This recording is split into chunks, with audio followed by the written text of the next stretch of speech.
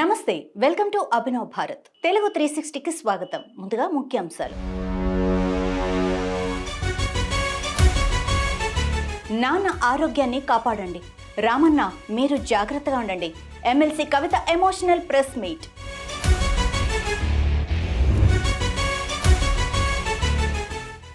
Urea పేరుతో భారీ scam, 200 కోట్లు చేతులు మారాయి. కూటమిపై కాకాణి హాట్ కామెంట్స్.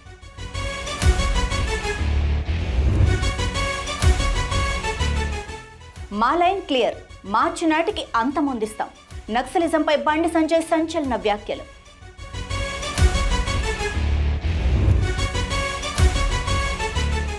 పార్టీలో ఉన్నప్పుడు వాళ్ల అక్రమాలపై ఎందుకు చర్యలు తీసుకోలేదు? కవితకు బీజేపీ ఎంపీ రఘునందన్ రావు సూటి ప్రశ్న.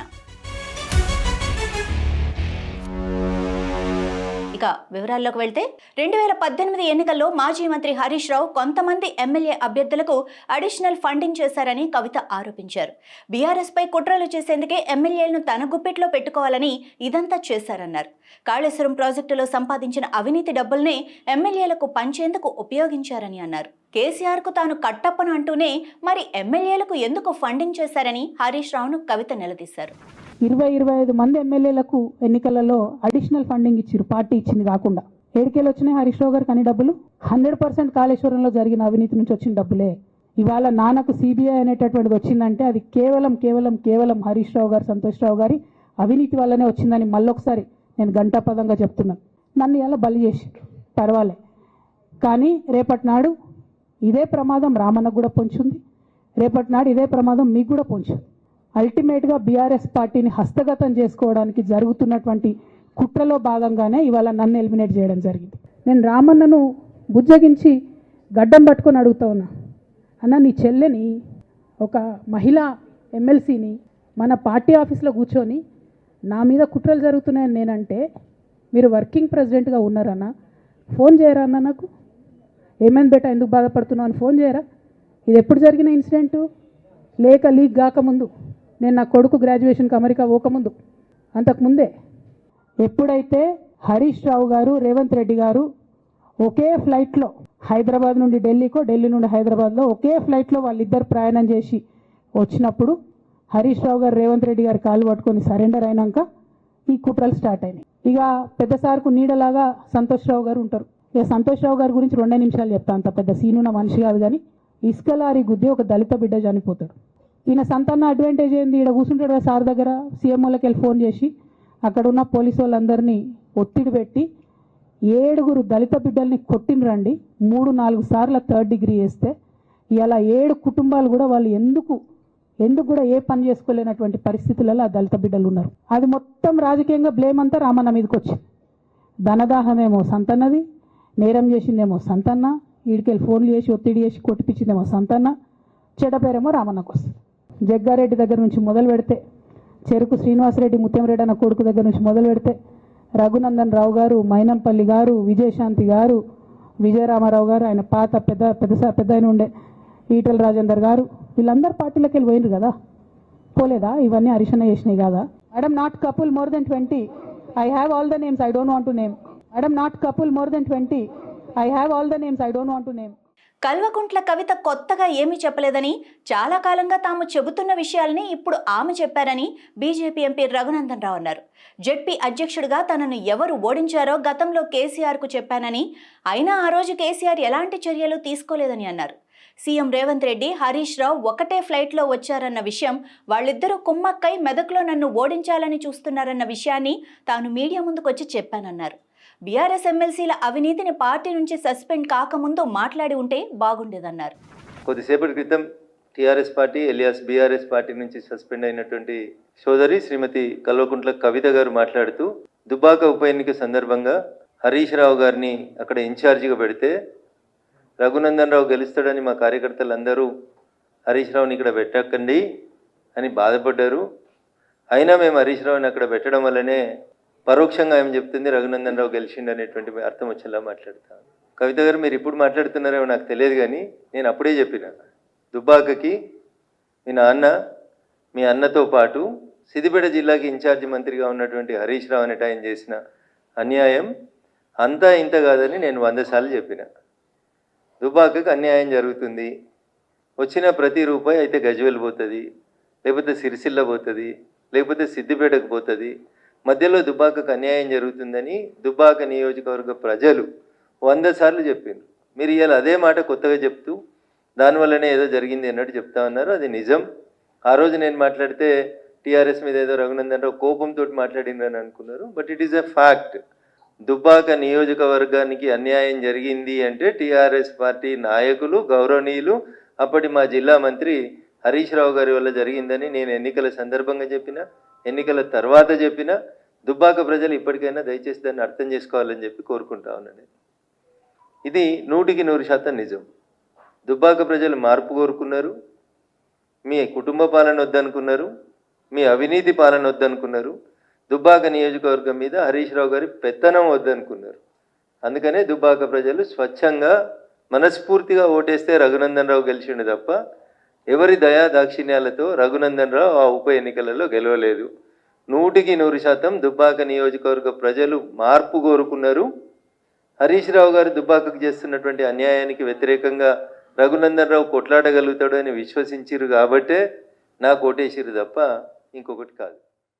యూరియా పేరుతో భారీ స్కామ్ జరిగిందని 200 కోట్ల మేర చేతులు మారాయని ఆరోపించారు వైఎస్ఆర్ కాంగ్రెస్ పార్టీ సీనియర్ నేత మాజీ మంత్రి కాకాణి గోవర్ధన్ రెడ్డి. నెల్లూరులో మీడియాతో మాట్లాడిన ఆయన చంద్రబాబు మాటలు ప్రకటనలకే పరిమితమని, యూరియా కొరత ఉందని రైతులు ఆందోళనలు చేస్తున్నా చర్యలు శూన్యమన్నారు. క్షేత్రస్థాయిలో యూరియా దొరక్క రైతులు తీవ్ర ఇబ్బందులు పడుతున్నారని, రైతులు ఎదుర్కొంటున్న సమస్యలు వ్యవసాయ శాఖ మంత్రి అచ్చెన్నాయుడికి క్యాజువల్గా అనిపిస్తుందని మండిపడ్డారు. 267 రూపాయలు అంటే 270 రూపాయలకు రావాల్సినటువంటి యూరియా బస్తా ఈరోజు 450 రూపాయలు, 600 రూపాయలు. ఈరోజు నెల్లూరుకు సంబంధించినటువంటి దానిలో కూడా ఉదయగిరి మండలంలో నిన్న ఉదయగిరి నియోజకవర్గంలో వాళ్ళు ధర్నా చేయడం జరిగింది. కాబట్టి ప్రతిరోజు పాపం రైతులు అయ్యా మేము ఎక్కువ పెట్టి కొనాలన్నా దొరకనటువంటి పరిస్థితులు ఉన్నాయని చెప్పి కొంతమంది వాపోతున్నారు. దాదాపుగా 450 నుంచి గరిష్టంగా 600 రూపాయల వరకు అంటే రెట్టింపు ధరకి ఈరోజు యూరియా అమ్ముతున్నా ఈ ప్రభుత్వం పట్టించుకోకుండా ఉండేటువంటి పరిస్థితి ఏర్పడింది. దాదాపుగా మీకు ఎంత ఉంది? రైతుల్ని పీల్చి పిప్పు చేస్తున్నారు. ప్రతి సంవత్సరం 6 నుంచి 7 లక్షల మెట్రిక్ టన్నుల అవసరం ఉంటే దానికి సంబంధించి మీరు ఒక్కొక్క బస్తాకు సంబంధించి మేము అధికంగా 4-5 లక్షల టన్నులు ఈరోజు మేము ప్రైవేట్ వ్యాపారస్తులకు ఇచ్చేసాము, వాళ్ళు అమ్ముకున్నారు అంటే బస్తా మీద వాళ్ళు ఒక 200 నుంచి 300 అధికంగా వేసుకుంటుంటే ఇది అతిపెద్ద భారీ స్కామ్. దాదాపుగా 200 కోట్ల పైచిలకు ఈరోజు చేతులు మారినటువంటి పరిస్థితి. 200 నుంచి 300 కోట్ల రూపాయలు రైతుల జేబులకు చిల్లు పడినటువంటి పరిస్థితి. పాపం రైతులు అయ్యో అనేటువంటి ఒక పక్క గిట్టుబాటు ధర లేక వ్యవసాయానికి సంబంధించి ఏమి చేయాలనేటువంటిది పాలు పోనటువంటి పరిస్థితుల్లో మీరు యూరియా విషయంలో ఇంత నిర్దయగా, దయ లేకుండా, కక్ష సాధింపులాగా రైతుల మీద మేము కక్ష పెంచుకున్నాం, వ్యవసాయం అంటే మాకు గిట్టదు, రైతులంటే మాకు పడదు, కాబట్టి మేము రైతు వ్యతిరేక ప్రభుత్వం అనేటువంటి విధంగా ఈరోజు మీరు రైతుల మీద పాపం కక్ష సాధింపులకు పాల్పడినట్టుగా ఉంది, రైతులను అడ్డం పెట్టి దోచుకున్నట్టుగా ఉంది తప్ప ఈ ప్రభుత్వం రైతు ప్రయోజనాల గురించి పట్టించుకునేటువంటి పరిస్థితి కనిపించడం లేదు. ఇది దురదృష్టకరమైనటువంటి విషయం. అందుకనే ఇది మొత్తం ఏదైతే 200 నుంచి 300 కోట్లు ఉన్నాయో దీన్ని మేసేసినటువంటి వ్యక్తి ఎవరు అనేటువంటి దాన్ని ఈరోజు ప్రధానంగా గుర్తించాల్సినటువంటి అవసరం ఉంది. ఇప్పటికే రైతులు ఆ విషయం గమనించారు. ఇది చంద్రబాబు నాయుడు వాటాలోకి పోయిందా, చంద్రబాబు నాయుడికి తెలియకుండా అచ్చెన్న గారి చిలక్కొట్టుడా, లేకపోతే ఎక్కడికి పోయిందనేటువంటిది ఈ మొత్తానికి సంబంధించి ఇంత పెద్ద మొత్తం భారీగా చేతులు మారితే దీన్ని, ఎందుకంటే ఇంతకుముందు అచ్చెన్నాయుడు గారు ఈఎస్ఐ స్కామ్ చూసాం. ఆయన దాంట్లో స్కామ్కు పాల్పడి నేరుగా జైలుకి వెళితే ఆ తర్వాత నాకు ఆరోగ్యం బాగలేదని చెప్పి తనకు సంబంధించినటువంటి ఆసుపత్రిలో సేద తీరాడు. నక్సలైట్ల విషయంలో తమ లైన్ వెరీ క్లియర్ అని, వచ్చే మార్చి నాటికి నిర్మూలించి తీరుతామని కేంద్ర మంత్రి బండి సంజయ్ అన్నారు. కరీంనగర్ పార్లమెంటు నియోజకవర్గ పోలింగ్ బూత్ అధ్యక్ష కార్యదర్శుల సమావేశంలో ఆయన సంచలన వ్యాఖ్యలు చేశారు. నక్సలైట్లు కాల్చి చంపిన కాంగ్రెస్ నేతల కుటుంబ సభ్యులైన శ్రీధర్ బాబు, పర్నికారెడ్డి నక్సలిజం ఫిలాసఫీని ఆమోదిస్తారా అని ప్రశ్నించారు. నక్సలిజం ఓ ఫిలాసఫీ అని సీఎం రేవంత్ రెడ్డి మాట్లాడుతుంటే ఏమనాలని ప్రశ్నించారు. రాష్ట్ర ప్రభుత్వానికి సంబంధించిన అడ్వకేట్ జనరల్ ఎవరి కోసం వాదిస్తున్నారని బీజేపీ సీనియర్ నాయకులు మాజీ ఎమ్మెల్యే ఎన్వీఎస్ఎస్ ప్రభాకర్ ప్రశ్నించారు. విద్యుత్ కొనుగోలు విషయంలోనూ, ఫోన్ ట్యాపింగ్ వ్యవహారంలోనూ, కాళేశ్వరం వ్యవహారంలోనూ ప్రభుత్వానికి వ్యతిరేకంగా అడ్వకేట్ జనరల్ వ్యవహరించారని అన్నారు. బీసీ బిల్లుకు సంబంధించిన విషయంలో ప్రభుత్వ న్యాయ సలహాలు తీసుకుంటుందని, అలాంటి సమయంలో ఏజీ సలహాలు తీసుకుంటుందని, కానీ ఈ వ్యవహారాల్లో ఏజీ తీరు ప్రశ్నార్థకంగా ఉందని చెప్పారు. కాళేశ్వరం సంబంధించినటువంటి కమిషన్ నివేదిక ఆ నివేదికకు సంబంధించినటువంటి విషయాలపైన జరుగుతున్నటువంటి ఒక అంశాలు, న్యాయస్థానం చెప్పినటువంటి ఒక విషయాలు, అసలు రాష్ట్ర ప్రభుత్వం సంబంధించినటువంటి ఏజీ ఎవరి కోసం వాదిస్తున్నాడు న్యాయస్థానాల్లో అన్నది ప్రధాన విషయం. రాష్ట్ర ప్రభుత్వ అడ్వకేట్ జనరల్ న్యాయస్థానాల్లో ప్రభుత్వ పరంగా వాదించడానికి నియమించారు. కానీ ఈ మధ్య కాలంలో కొన్ని ప్రధానమైనటువంటి సంఘటనలు చూసినట్టయితే ప్రభుత్వం కోసం వాదిస్తున్నాడా లేదా ప్రతిపక్షానికి రక్షణ కవచంలా వ్యవహరించడం కొరకు వాదిస్తున్నాడా అనేటువంటి ఒక ప్రధానమైనటువంటి అంశం ఈరోజు జనంలో నలుగుతున్నటువంటి విషయం అని చెప్పని నేను పేర్కొంటా ఉన్నా. విద్యుత్ కొనుగోలు ఒప్పందాలకు సంబంధించినటువంటి అంశం వచ్చినప్పుడు కూడా న్యాయస్థానంలో చుక్కెదురైంది. ఫోన్ ట్యాపింగ్ సంబంధించినటువంటి విషయంలో కూడా రాష్ట్ర ప్రభుత్వానికి చుక్కెదురైంది. తాజాగా కాళేశ్వరం సంబంధించినటువంటి అంశం విషయంలో కూడా ప్రభుత్వం సిబిఐని కోరినటువంటి నేపథ్యం సందర్భం ఒక సమయంలో కమిషన్ నివేదిక పుచ్చుకొని క్యాబినెట్లో చర్చించి శాసనసభలో టేబుల్ చేసేటువంటి సందర్భం వచ్చినటువంటి తర్వాత జరిగినటువంటి పరిణామాల యొక్క క్రమం కనుక పరిశీలించినట్టయితే అసలు ఈ ఏజీ అనే వ్యక్తి ప్రభుత్వం కోసం వాదించినట్టుగా ఎక్కడ కూడా కానరాటలేదని చెప్పని నాకు అనిపిస్తూ ఉంది, బీజేపీకి కూడా అనిపిస్తూ ఉంది. పోతే బీసీ బిల్లుకు సంబంధించినటువంటి విషయంలో కూడా ప్రభుత్వం న్యాయ సలహాలు తీసుకుంటుంది. ఒక చట్టాన్ని రూపొందించేటప్పుడు కానీ ఒక ఆర్డినెన్స్ని జారీ చేసేటువంటి విషయంలో కానీ లేదా కీలకమైనటువంటి క్యాబినెట్ నిర్ణయాలు తీసుకునేటువంటి ఒక సందర్భంలో న్యాయస్థానాలు ఇచ్చినటువంటి తీర్పులని సందర్భోచితంగా ఉన్నటువంటి వ్యవహారాలని ఏజీ యొక్క సూచనలు సలహాలు తీసుకొని ముందుకెళ్ళటం కొరకు ప్రయత్నిస్తుంది. అమరావతి అంతా గ్రాఫిక్స్ అని దుష్ప్రచారం చేస్తున్న వారిని ప్రజలు క్షమించరని మంత్రి నారాయణ ఉద్ఘాటించారు. ప్రస్తుతం 13,000 మంది కార్మికులు రాజధాని నిర్మాణంలో నిరంతరం పనిచేస్తున్నారని చెప్పారు. అమరావతిలో వరద నివారణ కోసం నెదర్లాండ్స్ నిపుణులతో డిజైన్ చేయించామన్నారు. క్యాపిటల్ నిర్మాణంలో ఉన్న భవనాలన్నీ మార్చి నెలాఖరులోగా పూర్తి చేస్తామన్నారు. 3 ఏళ్లలో అమరావతిని కంప్లీట్ చేస్తామని ధీమా వ్యక్తం చేశారు. అమరావతి క్యాపిటల్ సిటీ ఏదైతే కన్స్ట్రక్షన్ ఉందో అది ఎంతో వేగవంతంగా మొదలైంది. వర్షాలు దాదాపుగా తగ్గటంతో మళ్ళీ దాదాపు 13,000 మంది ఎంప్లాయీస్ యాక్చువల్గా ఈరోజు అమరావతి క్యాపిటల్ సిటీలో వర్క్ చేస్తున్నారు. అదేవిధంగా మిషన్స్ తీసుకుంటే దాదాపు 2,500 మిషనరీస్, ప్రొక్లైన్లు కావచ్చు, జేసీబీలు కావచ్చు, క్రేన్లు కావచ్చు, ఇలాంటి ఈరోజు అమరావతి క్యాపిటల్ సిటీలో వర్క్ చేస్తున్నాయి. ఇవాళే నేను టైప్ 1, టైప్ 2, గ్రూప్ డి ఈ యొక్క బిల్డింగ్స్ అధికారుల కోసం టైప్ 1, టైప్ 2, గ్రూప్ డి వాటిని విజిట్ చేసి ఇన్స్పెక్షన్ చేశాను. దీంట్లో గ్రూప్ డి తీసుకుంటే 900 మొత్తం 900 చదరపడుగులు ఒక్కోటి ఉంటుంది. 720 మొత్తం 6 టవర్లు మనకు అక్కడ ఎదురుగా ఒకటి 6 టవర్లు, 720 హౌసెస్, 20 అపార్ట్మెంట్స్. ఇది ఒక్కొక్కటి 900 చదరపడుగులు. ఇది గ్రూప్ 2 ఎంప్లాయీస్కి.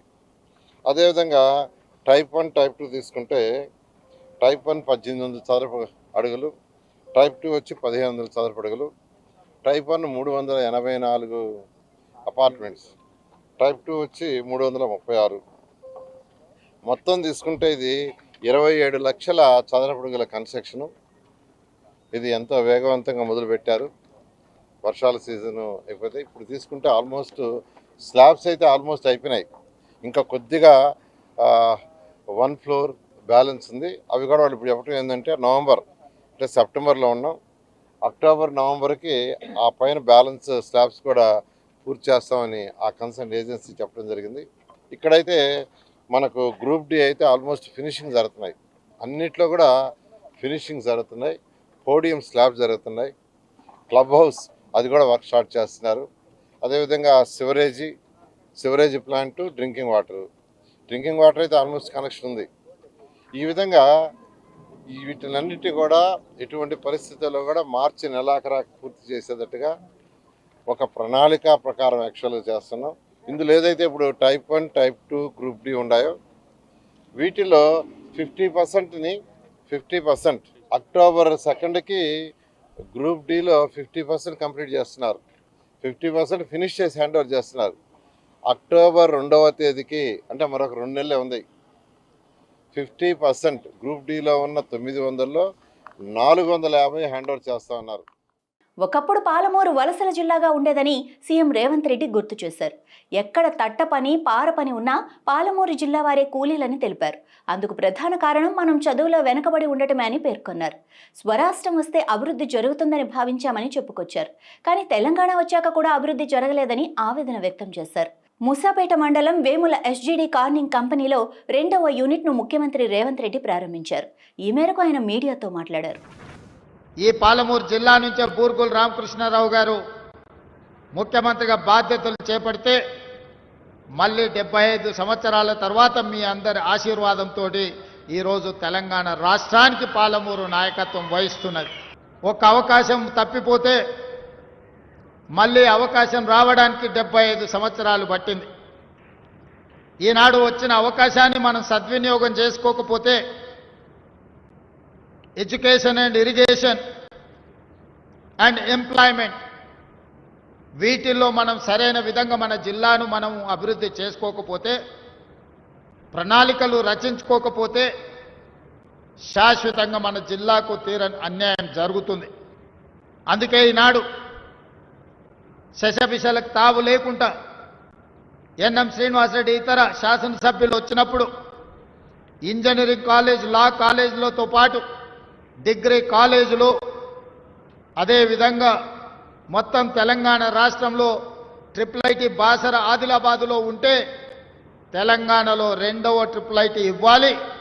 అది పాలమూరు జిల్లాకు మహబూబ్ నగర్ శాసనసభ నియోజకవర్గ పరిధిలో ఇవ్వాలి అని అంటే అప్పటికప్పుడు అధికారులందరినీ పిలిపించి సమీక్ష చేసి ఈరోజు ట్రిపుల్ ఐటీని మన జిల్లాకు మంజూరు చేసుకోవడం జరిగింది.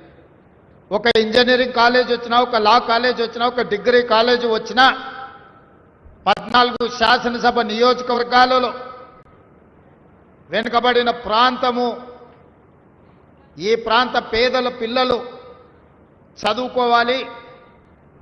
ఖరీదైన విద్య మన పేదలకు ఖర్చు పెట్టే స్తోమత లేకపోవడం వల్ల అన్ని రకాలుగా ఆలోచన చేసి ఈ జిల్లాలో ఉన్న ఎస్సీ, ఎస్టీ, బీసీ, మైనారిటీ పిల్లలు 90% ఈ పిల్లల కోసం నాణ్యమైన విద్యను అందించాలని 14 శాసనసభ నియోజకవర్గాలలో young India integrated residential schools చెప్పడానికి చిన్న పేరుగా కనిపించి ఉండొచ్చు. ప్రతి నియోజకవర్గంలో 20 నుంచి 25 ఎకరాలలో ప్రతి యంగ్ ఇండియా ఇంటిగ్రేటెడ్ రెసిడెన్షియల్ స్కూల్కి 200 కోట్ల రూపాయలు, 14 young India integrated residential schools 2800 కోట్ల రూపాయలతోటి ఈరోజు నాణ్యమైన విద్యను పేదలకు అందించాలి అని మన ప్రభుత్వం నిర్ణయం తీసుకొని దాదాపుగా అన్ని నియోజకవర్గాలకు మంజూరు చేసినాం. కృష్ణానది ఎగువన ముంపుకు గురయ్యే తీర ప్రాంతాల్లో సైతం రిటైనింగ్ వాల్ నిర్మించాలని సిపిఎం రాష్ట్ర కార్యవర్గ సభ్యులు బాబురావు డిమాండ్ చేశారు. కొండవీటి వాగుకు సంబంధించి రాజధానిలో రిజర్వాయర్లను వేగంగా పూర్తి చేయాలని డిమాండ్ చేశారు. ఆపరేషన్ బుడమేరు విషయంలో నిర్లక్ష్యం తగదంటున్న బాబురావుతో మా ప్రతినిధి నాని ఫేస్ టు ఫేస్. నమస్తే సార్, ఈ కొండవీటి వాగు ముంపు సమస్య నుంచి కాపాడతాం, రాజధానికి ఇబ్బంది లేకుండా అని చెప్తున్నారు. ఇప్పటివరకు అక్కడ వేసిన గొంగలు అక్కడే ఉంది, విజయవాడ రిటైనింగ్ వాల్ అలాగే ఉంది. బుడమేరు అయితే అసలు ఆపరేషన్ బుడమేరు అన్నారు, కదులుతున్న పరిస్థితి కనిపిస్తుంది. దీని మీద ఎలా మాట్లాడుకోవచ్చు? అంటే ప్రకృతి వైపరీత్యాలు, వరదలు, భారీ వర్షాలు ఇవన్నీ కూడా చాలా తీవ్రమైన సమస్యగా మారిపోయినాయి. రాష్ట్రం అభివృద్ధి చెందాలన్నా, రాజధాని అమరావతి అభివృద్ధి చెందాలన్నా, సిఆర్డిఏ ప్రాంతంలో ఉన్నటువంటి ఉమ్మడి కృష్ణా గుంటూరు జిల్లాలు సమగ్రంగా అభివృద్ధి చెందాలంటే ఖచ్చితంగా వరద ముంపు నివారణ, భారీ వర్షాలు వస్తే ముంపుకి గురి కాకుండా కాపాడటం అనేది ఒక ముఖ్యమైన ఎజెండాగా మారాలి. కానీ ప్రభుత్వం మాటలు చెప్తూ ఉంది, ఏదన్నా ఒక వైపరీత్య ఆలోచన కూడా హడావిడి చేస్తూ ఉంది. సంక్షోభాలను కూడా సానుకూలంగా మార్చుకోమని చంద్రబాబు గారు చెప్తారు. హుదూద్ తుఫాను, బుడమేరు వరదల్లోనూ 10 రోజులు గట్టిగా అక్కడే ఉండి పనిచేసి మంచి పేరు సంపాదించుకున్నారు. కానీ తాత్కాలికమే. శాశ్వత చర్యలు తీసుకుంటే శాశ్వతంగా ప్రజలకు మేలు చేసిన వాళ్ళు అవుతారు. అందులో రాజధాని అమరావతి, ప్రపంచ బ్యాంక్ అప్పు తీసుకున్న దాంట్లో అక్కడ ముంపు నివారణ కావాల్సిన రిజర్వాయర్లు కడతామని చెప్పారు, బాగానే ఉంది. కానీ నిన్న మొన్న వచ్చిన వర్షాలకు కూడా ఈ కొండవీటి వాగుకి సరైనటువంటి ప్రత్యామ్నాయ ఏర్పాట్లు చేయకపోవటం, దాంట్లో వచ్చేటువంటి వర్షపు నీటిని మళ్లించే ఏర్పాట్లు సక్రమంగా జరగకపోవటం, ఇప్పటికే కొన్ని చోట్ల నిర్మాణాలు ప్రారంభమవటం, వీటన్నిటి చోట కూడా రాజధాని ప్రాంతంలో కొన్ని ఏరియాలు ముంపుకి గురైనాయి. అలాగే బుడమేరు బీభత్సం సృష్టించింది. సంవత్సరం గడిచింది, కానీ ఇవాళకి శాశ్వత చర్యలు లేవు. దాంట్లో అది రిటైనింగ్ వాల్ అవ్వచ్చు, ప్రత్యామ్నాయ కాలువ కావచ్చు, లేదు డైవర్షన్ ఛానల్ వెడల్పు చేయటం కావచ్చు, రిజర్వాయర్కి వెలగలేరు రెగ్యులేటర్కి ఎగువన అదనపు రిజర్వాయర్లు, ఇవన్నీ ప్రతిపాదనలు ఉన్నాయి. వీటి మీద ముందుకు సాగట్లా. కృష్ణా కరకట్టకి ఎప్పటి నుంచో ప్రజలు ఆందోళన చేస్తే గతంలో ఉన్న ప్రభుత్వాల్లో రిటైనింగ్ వాల్ నిర్మాణం జరిగింది. ఇప్పుడు తాడేపల్లి వైపు, మహానాడు వైపు కూడా రిటైనింగ్ వాల్ నిర్మాణం చేస్తామని టెండర్లు పిలిచారు, పనులు అయితే ప్రారంభించాల. అలాగే కృష్ణానదికి ఇంకా ఎగువన అనేక ప్రాంతాల్లో ఇవాళకే నివాసాలు ఉన్నాయి. అక్కడికి రిటైనింగ్ వాల్ విజయవాడ పరిధి బయట ఉన్నటువంటికి అక్కడ కూడా మరి రిటైనింగ్ వాల్ ఎక్స్టెండ్ చేయాల్సిన అవసరం ఉంది. వీటన్నిటి మీద కూడా ప్రభుత్వం సమగ్రంగా చర్చ జరపాలి, కేంద్రం సహాయం తీసుకోవాలి, రాష్ట్ర ప్రభుత్వం నిధులు విడుదల చేయాలి, టెండర్లు పిలవాలి. అది లేకుండా ఒట్టి మాటలతో సరిపెడితే మాత్రం ఉపయోగం లేదు. ఖచ్చితంగా ఈ చర్యల్ని ప్రభుత్వం ఇప్పటికైనా సమగ్రంగా తీసుకోవాలని కోరుతున్నాను. ఇవి ఇప్పటివరకున్న అప్డేట్స్. మరిన్ని అప్డేట్స్ కోసం చూస్తూనే ఉండండి అభినవ్ భారత్.